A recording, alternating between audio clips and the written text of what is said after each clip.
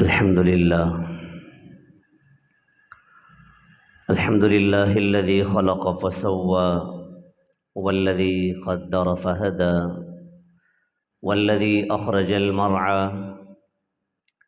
الحمد لله الذي خلق الإنسان وعلمه البيان. الشمس والقمر بحسبان. الحمد لوليه والصلاة والسلام على نبيه وعلى آله وأصحابه أجمعين. أما بعد فأعوذ بالله من الشيطان الرجيم. بسم الله الرحمن الرحيم. حاميم والكتاب المبين. إنا أنزلناه في ليلة مباركة إنا كنا منذرين. وقال تعالى: يا أيها الذين آمنوا اذكروا الله ذكرا كثيرا وسبحوه بكرة وأصيلا. وقال النبي صلى الله عليه وسلم: ذكر الله شفاء القلوب، أو كما قال النبي صلى الله عليه وسلم. سبحان ربك رب العزة عما يصفون وسلام على المرسلين والحمد لله رب العالمين. اللهم صل على سيدنا ومولانا محمد وعلى آل سيدنا ومولانا محمد وبارك وسلم.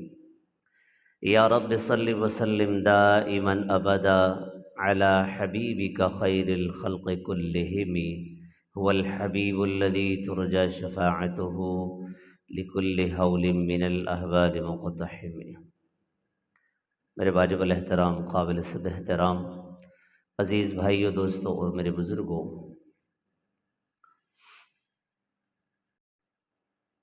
شعبان کا مہینہ چل رہا ہے اور شعبان کے مہینے کے متعلق افراد اور تفرید دونوں معاملات چل رہے ہیں.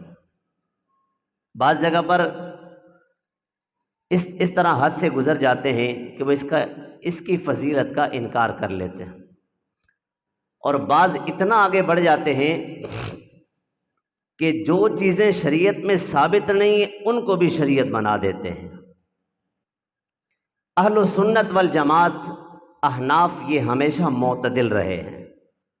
تمام معاملات کے اندر آپ ان کی کتابیں اٹھا کر دیکھیں، ان کے علماء کی زندگیوں کو پڑھیں، ان کے مشائخ کو دیکھیں، ان کے بزرگوں کو دیکھیں تو بڑے معتدل چلے ہیں، معتدل اعتدال کے ساتھ. ہمارا مسلک جو ہے وہ حنفی مسلک، یہ بڑا معتدل مسلک ہے، اس کے اندر بڑا اعتدال ہے. لیلۃ القدر، لیلۃ البراء، شب برات، ان کے متعلق جو چیزیں شریعت میں منقول ہیں ان کو لینا، اور جو منقول نہیں ہیں، جو ثابت نہیں ہیں، ان کو سائڈ پہ کرنا، جو ہیں ان کو قبول کرنا. سرے سے انکار کر لینا یہ بھی اچھا نہیں ہے، اور حد سے بڑھا دینا یہ بھی اچھا نہیں ہے. حامیم والکتاب المبین انا انزلناہ فی لیلۃ مبارکۃ انا کنا منذرین. اس آیت کے تحت علامہ جلال الدین سیوطی رحمۃ اللہ علیہ فرماتے ہیں کہ اس سے مراد شب برات ہے، اور یہ شب برات بڑی فضیلت والی رات ہے، اس کی فضیلت ثابت ہے. بعض حضرات بالکل منکر ہیں کہ بھائی ثابت نہیں ہے، اور بعض میں نے گزارش کی کتنا آگے بڑھ گئے کہ ایسی چیزیں کرتے ہیں کہ جن کا شریعت سے دور کا بھی کوئی تعلق نہیں ہے. تو یہ 15 شعبان کی رات اسے شب برات کہتے ہیں. اس کے متعلق مختلف احادیث مبارکہ آتی ہیں. ایک روایت قبرستان جانے کے متعلق کہ اس رات میں قبرستان جانا. بہت سارے دوست احباب یہ سوال کرتے ہیں کہ اس رات میں قبرستان جانا چاہیے یا نہیں جانا چاہیے. حضرت عائشہ صدیقہ مطہرہ منزہ پیاری اماں جان رضی اللہ تعالی عنہ فرماتی ہیں، اللہ کے محبوب صلی اللہ علیہ وسلم کو جب میں نے تلاش کیا اپنی جگہ پہ تو حضور نہیں تھے، تو میرے دل کے اندر خیال آیا کہ شاید حضور کسی دوسری زوجہ مطہرہ کے پاس تشریف لے گئے. تو میں اٹھی حضور پاک علیہ السلام کو تلاش کرتے ہوئے، تو حضور پاک علیہ السلام جو ہے نا قبرستان گئے ہوئے تھے، اور میں وہاں پہنچی. اللہ کے محبوب صلی اللہ علیہ وسلم نے مجھے دیکھا اور فرمایا، عائشہ کیا یہ سمجھ رہی ہو کہ اللہ کے رسول اور اللہ تم سے خیانت کریں گے؟ ایسا نہیں ہو سکتا. یہ قبرستان میرا آنا اس رات میں اس رات میں قبیلے بنی کلب، یہ مشہور قبیلہ تھا، ان کے ہاں بکریوں کے ریوڑ ہوا کرتے تھے، ان کے جسم پہ بال کتنے ہوں گے؟ ان کے بالوں کی تعداد کے برابر انسانوں کی اللہ جل شانہ اس رات میں مغفرت فرماتے ہیں۔ تو یہ ثابت ہو گیا، قبرستان جانا ثابت ہو گیا۔ لیکن ایک بندہ اس حدیث مبارکہ کو لے کر یہ کہے کہ ہر سال شب برات میں قبرستان جانا یہ لازم ہے، ضروری ہے، اس کی یہ بات درست نہیں ہے۔ نبی پاک صلی اللہ علیہ وسلم سے زندگی میں ایک بار جانا ثابت ہے اس رات میں، تو ایک بار جانا نبی علیہ السلام کی اتباع میں ہم چلے گئے۔ اس کے بعد اگر ہم جانا چاہیں اپنے پیارے قبرستان میں مدفون ہیں، اور اسی طرح جو ہے اللہ کے محبوب صلی اللہ علیہ وسلم کی ایک روایت مبارکہ حدیث مبارکہ ہے، کنت نہیتکم عن زیارت القبور الا فزوروہا، کہ پہلے قبرستان جانے سے منع کیا تھا، اب تمہیں اس کی اجازت ہے کہ قبرستان جا سکتے ہو۔ تو ایک مرتبہ جانا یہ اللہ کے نبی کی اتباع میں چلے گئے۔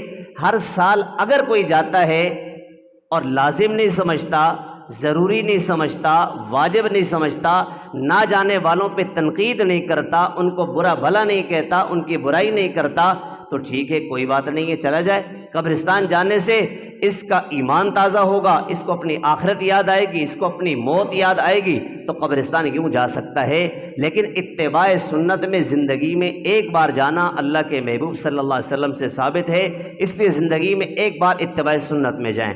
باقی اس کے علاوہ قبرستان ہے، چلے گئے قبرستان میں ایصال و ثواب کیا، ایصال ثواب برحق ہے، مسلمین مسلمات دنیا سے چلے گئے، ان کو ایصال کریں، کچھ بھی نفلی اعمال کر کے تلاوت کر کے ان کا ایصال اللہ جل شانہ سے دعا کریں، یا اللہ اس کا ثواب ان مرحومین کی ارواح کو پہنچا دے، بالکل کر سکتے ہیں۔ لیکن اگر کوئی بندہ اس کو لازم سمجھتا ہے تو لازم سمجھنے والا غلطی پر ہے، خطا پر ہے۔ اسی طرح قبرستان جاتے ہیں، وہاں پر لائٹنگ، روشنیاں، چراغاں، اس کو لازم سمجھتا ہے، وہ بھی خطا پر ہے، اس کا شریعت سے کوئی تعلق نہیں ہے۔ اگر شریعت سمجھ کے کرتا ہے تو یہ بدعت عمل ہے، اس کا شریعت سے تعلق نہیں ہے۔ اگر شریعت سمجھ کے نہیں کرتا، ویسے کرتا ہے، اس کو دین نہیں سمجھتا، دین کا حصہ نہیں سمجھتا، ویسے کرتا ہے، تو اس کا اپنا ایک طریقہ ہے، کوئی بات نہیں ہے۔ لیکن شریعت سمجھ کے کرے گا تو پھر یہ پکڑ میں آئے گا، یہ گناہگار ہوگا، یہ عمل پھر بدعت بن جائے گا۔ کل بدعت ضلالہ وکل ضلالۃ فی النار۔ ایک روایت مبارکہ حضرت علی المرتضیٰ رضی اللہ تعالی عنہ سے ہے کہ فرمایا شب برات 15 کی رات، فرمایا کہ اس کی رات میں قیام کرو اور اس کے دن میں روزہ رکھو، یعنی 15 شعبان کی رات، کل 15 شعبان مثال کے طور پہ، آج 13 ہے، کل 14 ہے، تو کل رات وہ شب برات ہے، 15 کی رات ہے، اور پھر اس کے بعد آگے جو دن ہوگا تو وہ 15 شعبان۔ جو پہلی رات ہے شب برات کی، اس میں جاگنا، قیام کرنا، عبادت کرنا، اور اس کے بعد 15 کو روزہ رکھنا، یہ اللہ کے محبوب صلی اللہ علیہ وسلم سے ثابت ہے، اللہ کے نبی سے ثابت ہے۔ بہت ساری روایت کے اندر یہ آتا ہے، حضرت علی رضی اللہ تعالیٰ عنہ کی روایت ہے، ہمارے امام اہل سنت مولانا سرفراز خان صفدر رحمۃ اللہ علیہ بہت بڑے عالم دین تھے، بہت بڑے مناظر تھے، بہت بڑے اللہ والے تھے، اور بڑے پائے کے بزرگ تھے۔ وہ فرماتے ہیں کہ یہ روزہ زندگی بھر میں نے کبھی نہیں چھوڑا، کبھی نہیں چھوڑا۔ اور بعض رات یہ پھر کہتے ہیں کہ نہیں جی، یہ روزہ جو ثابت ہے ضعیف روایات سے ثابت ہے، اس کے ضعف کی طرف اشارہ کرتے ہیں۔ تو فرمایا کہ اگر کوئی روزہ رکھنا چاہتا ہے اس کے لیے آسان سا حل ہم بتاتے ہیں۔ اس کا آسان حل کیا ہے؟ ہر مہینے میں ایام بیض آتے ہیں، اسلامی جو چاند کی تاریخیں ہوتی ہیں 13، 14، 15، ان کو ایام بیض کہتے ہیں۔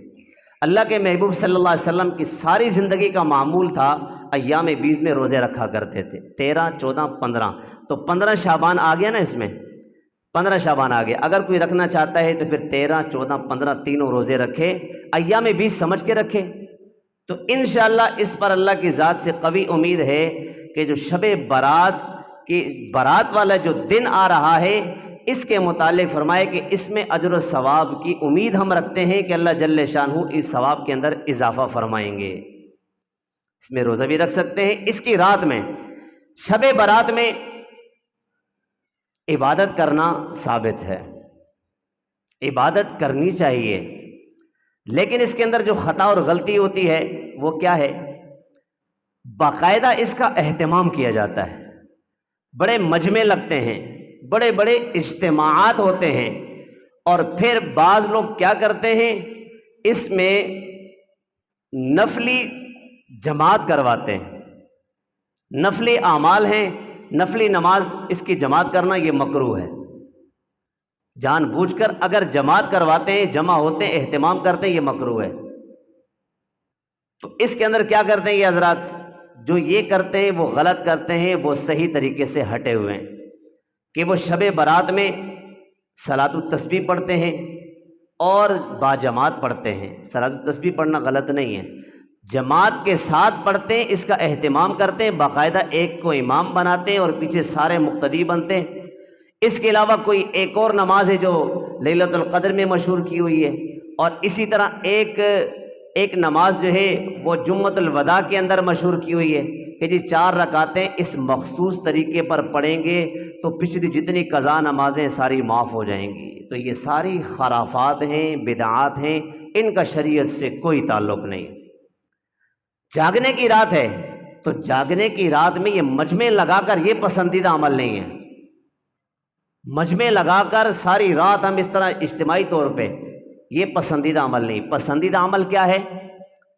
بندے کی نفلی جو عبادت ہے اللہ کو وہ پسند ہے جو تنہائی کے اندر ہو، راز کے اندر ہو۔ اب نفلی عبادت ہے، تہجد کی نماز اللہ کو محبوب کیوں ہے؟ اتنا بڑا مقام، اتنا بڑا اجر و ثواب اس کے اندر کیوں ہے؟ اس کی وجہ کیا ہے؟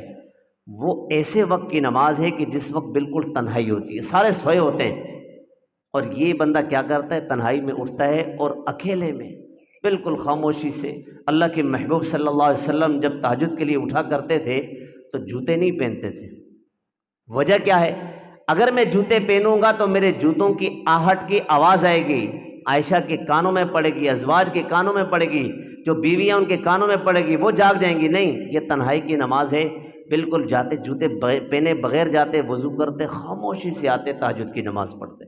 تو شب برات کے اندر رات کو جاگنا، حضرت علی رضی اللہ تعالیٰ عنہ کی روایت سے یہ بھی ثابت ہے، رات کو جاگنا، عبادت کرنا، یہ ثابت ہے، کرنی چاہیے، لیکن نفلی اعمال ہیں، نفلی عبادت ہے، اس میں تنہائی پسندیدہ ہے۔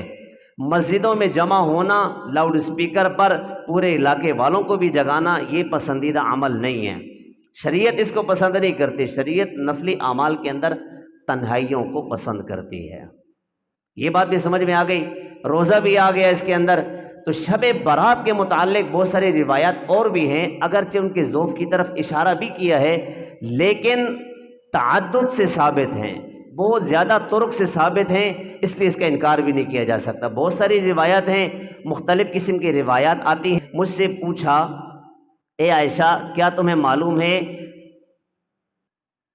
اس رات میں، یعنی 15 شعبان کی رات میں کیا ہوتا ہے؟ پھر آپ صلی اللہ علیہ وسلم نے فرمایا کہ اس رات میں اس سال پیدا ہونے والوں کے بارے میں لکھا جاتا ہے، اس رات میں اس سال فوت ہونے والوں کے بارے میں لکھا جاتا ہے، اس رات میں انسانوں کے اعمال اٹھائے جاتے ہیں، اس رات میں لوگوں کی روزی نازل ہوتی ہے۔ یہ مشکات شریف کی روایت ہے۔ مشکات شریف کی روایت کے اندر کیا آتا ہے؟ مجموع نام مل گئے فرشتے کو کہ بھئی اتنے بندے پیدا ہوں گے اور اس سال اتنے بندے فوت ہوں گے، اتنے بندے جو، اور آگے فرمایا کہ روزی کس بندے کو کتنی ملے گی، اس روایت کے اندر اس کا بھی تذکرہ آ گیا۔ اب یہ حدیث مبارکہ بھی ثابت ہے، اور ایک اگلی روایت حضرت عثمان بن محمد رحمہ اللہ سے منقول ہے، رسول کریم صلی اللہ علیہ وسلم نے فرمایا کہ زمین میں رہنے والوں کی عمریں ایک شعبان سے دوسرے شعبان تک طے کی جاتی ہیں، یہاں تک کہ انسان تو شادی بیاہ کر رہا ہوتا ہے اور اس کی اولاد ہو رہی ہوتی ہے، مگر اس کا نام مردوں کی فہرست میں داخل ہو جاتا ہے۔ یہ شعب الایمان اور بیہقی کی روایت ہے، وہاں پر یہ بھی ثابت ہے۔ شب برات میں کیا ہوتا ہے؟ حضرت عطا بن یسار رحمہ اللہ سے مروی ہے، شب برات میں اللہ رب العزت کی جانب سے ملک الموت کو ایک فہرست دی جاتی ہے اور حکم دیا جاتا ہے کہ اس فہرست میں جس جس کا نام ہے اس کی روح قبض کرنی ہے۔ چنانچہ کوئی بندہ درخت لگا رہا ہوتا ہے، کوئی شادی کر رہا ہوتا ہے، کوئی تعمیر کر رہا ہوتا ہے، حالانکہ اس کا نام مردوں کی فہرست میں لکھا جا چکا ہوتا ہے۔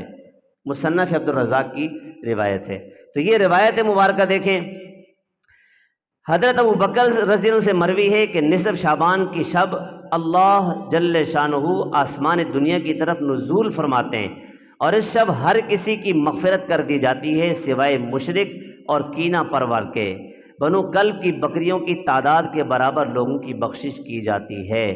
اور پھر آگے کچھ حضرات کا تذکرہ ہے، شب برات کے اندر بعض ایسے بدبخت ہیں، اور اسی طرح مخصوص جو مغفرت کی راتیں ہیں ان راتوں کے اندر یہ بعض بدبخت ہیں، ان کی مغفرت ان راتوں میں بھی نہیں ہوتی۔ سب سے پہلے نمبر پہ اللہ کے ساتھ شریک ٹھہرانے والا مشرک، اس کی مغفرت نہیں ہوتی جب تک وہ شرک سے توبہ نہ کر لے۔